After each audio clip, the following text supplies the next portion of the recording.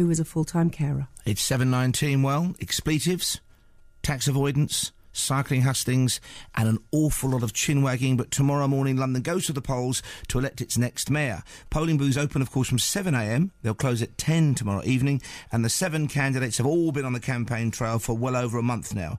Greenwich-based political blogger Adam Bienkov has followed their progress pretty much every step of the way, and he joins us now. Good morning, Adam. Good morning. You also followed the last election closely. How do the two campaigns compare, do you think? Well, I think they've been fairly similar. We've got the same 3 top candidates. We've been debating many of the same issues. And there hasn't been a lot about policy this time. I think there was more last time. This time it's mostly been about who's paid the most tax, who can offend the most people, and who's sworn the most. So it hasn't really been the most edifying of campaigns so far. We've also got an independent candidate this time around, and we've interviewed them all several times on this programme. What did you make of Siobhan Benita's campaign?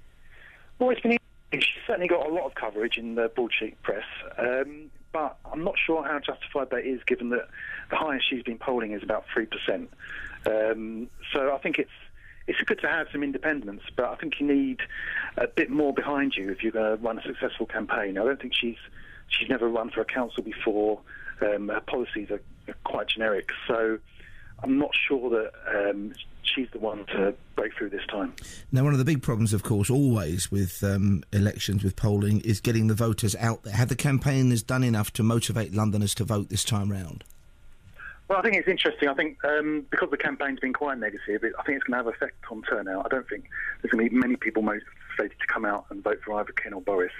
Ken, I think, has got some interesting ideas, lower fares, bringing back the EMA, living rent. I think that those are things that will motivate some Londoners to come out.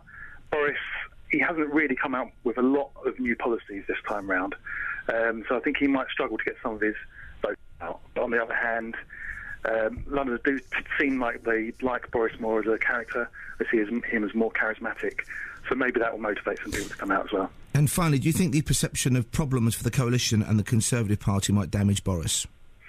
I think it will damage him to a certain extent, but the mayoral election tends to be more about personality than party. If you go back to 2000, Ken Livingstone won as an independent back then when Labour were doing really well, and Labour came third. So I'm sure that the party standing nationally has a huge impact on the result. Thank you for joining us, Adam Bienkov there, Greenwich-based political blogger. This is BBC London 94.9 at 7:22. Remember, of course, Friday from 5 with Eddie Nestor analysing the results as and when they emerge from tomorrow's big polling day in London. Now we're asking